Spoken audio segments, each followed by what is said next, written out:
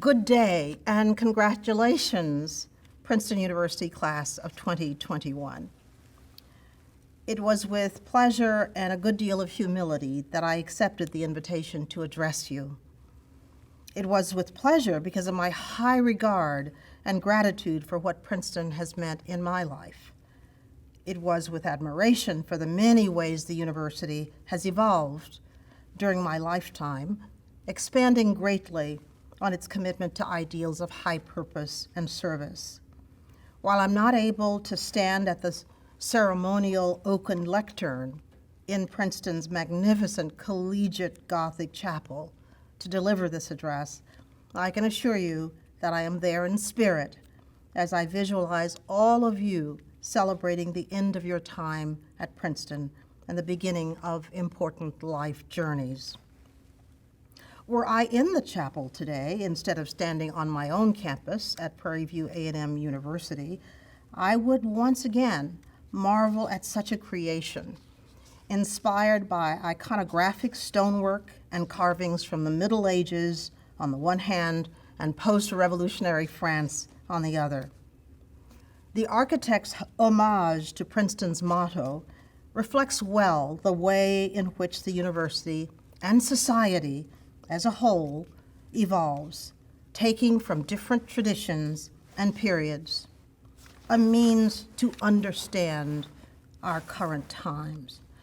I'm excited to imagine the many ways that you will carry on this tradition, bravely serving a world in urgent need of change, insight, and comfort. I first arrived at Princeton a refugee from Los Angeles, where I had been Associate Dean of the Graduate School at the University of Southern California. The implementation of the college system at Princeton piqued my interest. What must it be, I thought at the time, to emphasize to such an extent the importance and artful design of the undergraduate community of learning? I must say I knew at an instant that I wanted to be part of such an experiment, for I had long understood how powerfully important these years of study can be in one's life. As a child of poverty who never imagined even being able to attend college, my own discovery that learning could be as enabling and transformative as I found it to be as an undergraduate changed the direction of my life in a powerful way. You see, I was born on a large plantation in East Texas where my parents were sharecroppers. Education in rural Grapeland in the 1940s and 50s was a luxury that my family of 12 children could ill afford, because for children to attend school on a regular basis meant, frankly, fewer hands to work in the fields. So when the opportunity arrived in 1952 to relocate to Houston, my parents chose to be a part of that great migration to provide a better life for their children. As a consequence, my younger siblings and I were able to attend school every day. That opportunity not only saved our lives, but opened wide possibilities that we had never dared dream. You see, discrimination and Jim Crow were one thing in the urban South, but quite another in rural areas. The rules of racial segregation and discrimination were stricter in rural areas, and the enforcement of violations of the code of segregation were often more brutally enforced. Racial protocols included the requirement for blacks to pay proper respect to whites, a restriction on what areas blacks could frequent, and most tellingly, a prohibition against harboring ambitions deemed unsuitable for blacks. Today, my siblings and I are grateful that our parents taught us how to behave in such a racial context, because their doing so kept us safe and able to live to adulthood. That might sound familiar to you if you are aware of what today's parents must teach their children to keep them safe from racial violence. It won't surprise you then that as a child of those times, I found education to be magical. The classroom afforded an idealized environment that differed radically from what I experienced outside of school.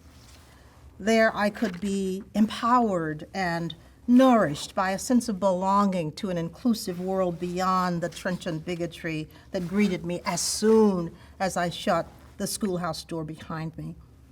The classroom experience also gave me insights into what I might encounter in the world without the ubiquitous shackles of shame and profiling created by racial hatred and dogma. I held on to and recalled often the pivotal moments in my education when consciousness of my place in the world took hold, promising me that I could be a better person than the world imagined I could be.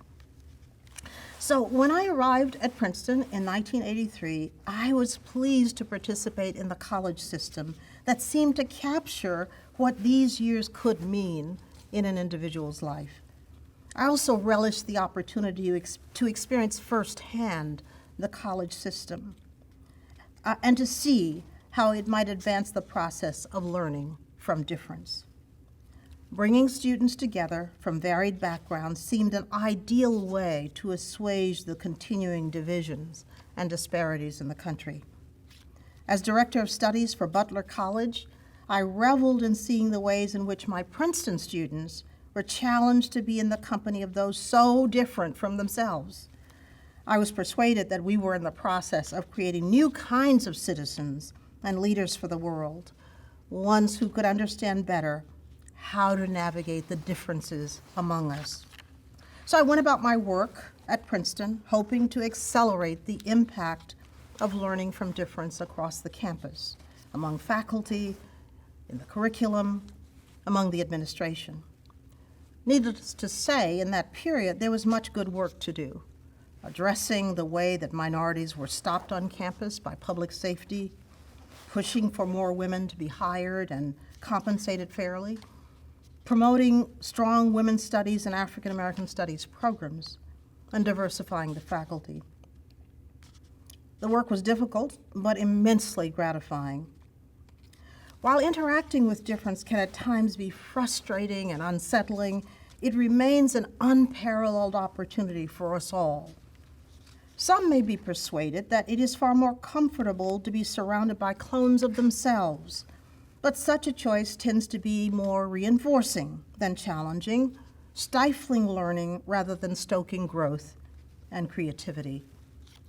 Over the decades, I've watched with delight as students have suddenly and unexpectedly been transfixed by an insight gained from the encounter with difference.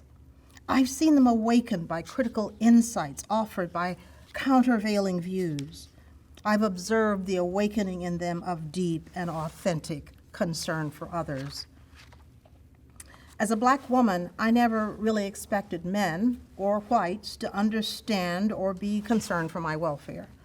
Growing up in a traditional household with 7 brothers who were anointed as more important than we girls in the family, I was prepared for the fact that I would always be seen as not only racially but also gender inferior for the rest of my life. At Princeton, I personally encountered and benefited from difference in a way that I had only imagined for my students. Aaron Lemenick, a Jewish man from Philadelphia who had, as far as I could see, nothing in common with me, stepped onto my path and became my protector and advocate, encouraging me to accept a presidency that I did not have the confidence to accept without prodding.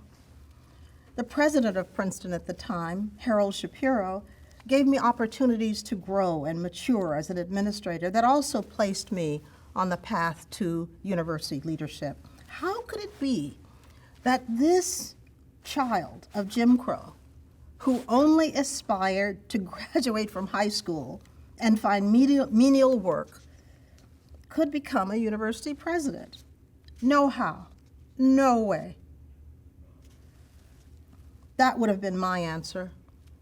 However, these 2 men, so different in background from me, went to the trouble to see that path for me. It was they who encouraged me to be confident of my ability to lead. Such is the gift of difference. We cannot always predict the race, gender, religion, or identity of the individuals who will have the greatest impact on our lives. Appreciating that fact can open avenues of growth and achievement that lead to a life of extraordinary benefits. A diverse environment also offers passageways to enlightened surface. Opening our minds to the many ways in which others contribute to understanding our world is just one benefit of a diverse environment, but the greatest benefit is the way in which such an environment can help us understand how to build mutually respectful and safe communities in which we acknowledge and care for one another through times of trial and adversity. Our country is in the throes of such a period. There are those who wish to repropagate notions of racial superiority. Had we not seen this spoken and acted out, we might have thought the idea of such a resurgence far-fetched or absurd. After all, an enlightened nation would never stand for it. But this dangerous turn is real, and one that should make us sit up straight, take stock of how well we're focusing on improving our efforts in diversity, and recommit to the hard work of fostering mutual understanding. Every institution, every individual, and every community must turn its attention to fostering relations among people that allow us to live peacefully in a world rife with competing aims, conflicting opinions, and diverse histories. Now, you are all, by virtue of your experience at Princeton, richly endowed with the gift of diversity in your lives. In fact, Princeton could be the most diverse environment you experience in your lives, unless you take deliberate steps to forestall a reversion to modern segregation by race and class. I urge you to make certain that you do not take that path. Whatever you do, wherever you go, let diversity inform and shape your life and work. If you do this, you'll be doing this nation and the world an important service. More importantly, when encountering those who would hate and denigrate those who are different, have the courage to dispute the validity of such bile. Your actions to defend those who are attacked for their difference will be a beacon for others. Give no quarter to discrimination, harassment, bias, and other tools of hatred. This university invited Martin Luther King Jr. to speak at the chapel in 1960. Imagine those seated in the chapel who would have had the opportunity of a lifetime to hear him. Martin Luther King Jr. went to India and returned to his work in this country, inspired by the great Mahatma Gandhi. Returning from India, he spoke of finding in this different culture and philosophy a direction for his own work: nonviolent protest. Now try to imagine this nation without the civil rights movement, inspired by Martin Luther King Jr.'s encounter with Gandhi's philosophy. An openness to difference changed the future of this country. While not all your encounters with diversity will be as dramatic or as impactful as this one, yours might just point to different solutions for the divisions that trouble us. My encounter with difference fueled a career that otherwise could never have happened. Serving as president of Smith College and then Brown University was as improbable as any path that could have been imagined for me. Born and reared under Jim Crow, going to a black college, being impoverished in assets and outlook, how could I become the first African American to lead an Ivy League university? Improbability dwells comfortably with those who would embrace the lessons of diversity and difference. Now president of a Black college, I'm still learning from difference, still insisting on diversity, and still preaching to my students about the value of such experiences. I'll never stop imparting to others what is so plain to see. That is, as a nation, we have much work to do to overturn the legacy of pain caused by the practice of racial exclusion and exploitation. Our experience with that failed strategy should teach us well what we must do in terms of including and respecting difference in all the ways we can. So I ask you to work hard for clarity of mind and purity of heart when it comes to this issue. You don't have to be perfect, but you must ever be in the process of perfecting your ability to be a force for good when it comes to mediating in this space. Your wisdom and experience will be needed. Your goodwill and empathy will be a salve for fractured communities. Your hopeful leadership can help to save us. So be a warrior for justice and equal treatment, whatever path you choose. I'm immensely proud of my long association with Princeton, where I have been continuously involved since my first arrival. I am so grateful for the lessons it taught me and that in the room it gave me to be the person that I wanted to be. I have to tell you that I was quite outspoken and critical of Princeton, and the university heard me. I was unschooled in how to navigate change, and Princeton gave me time to develop a style of engagement that worked for me. Most of all, I came to Princeton wanting to hide away in its tree-lined streets, and Princeton threw me into the world to enact change. I'm certain that you all could produce a similar list of prods that came to you as a consequence of your relationship with this university. It isn't easy in this brash world to discover and retain a sense of who you want and need to be. Treasure the confidence that you have gained here. Reach out to those who have accompanied you on this journey and feel renewed in your determination to excel at being who you are. I wish you the best in your endeavors and in your hopes for the future. Most of all, I wish for you a future rich in friends and colleagues from across the broadest spectrum of humanity. If God grants you that, you will be the richer for it. Thank you, congratulations, and Godspeed.